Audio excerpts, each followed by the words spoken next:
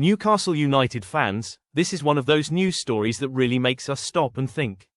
The Magpies suffered another hard blow, and this time it hits Eddie Howe's biggest problem this season hard: injuries. Just when things couldn't get any more complicated, another setback has emerged, and it could have a big impact on what comes next. During the English League Cup match against Fulham, Newcastle was already in a delicate situation defensively.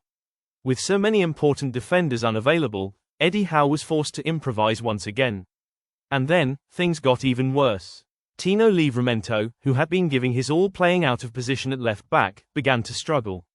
The fullback fell several times, clearly bothered by a problem in his left knee. Despite trying to continue, it became clear that he couldn't hold on, and he ended up being replaced by young Alex Murphy with just over 15 minutes left in the match.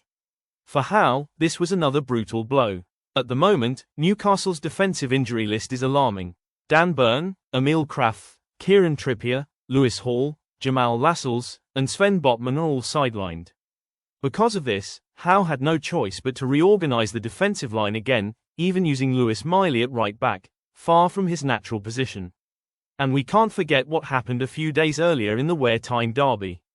Dan Burn suffered a painful rib injury after a hard tackle from Sunderland's Nordi Mukil. Although Burn tried to continue playing, he had breathing difficulties and needed to be taken to the hospital. Before the match against Fulham, Eddie Howe didn't hide his concern.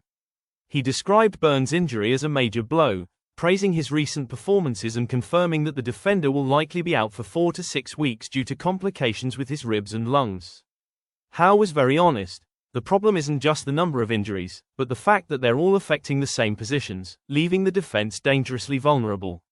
There was some slightly better news, with Howe suggesting that Krafth and Trippier could return around New Year's, but when it comes to Sven Botman, uncertainty remains.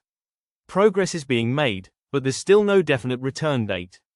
Despite all the chaos, Newcastle showed a lot of grit against Fulham.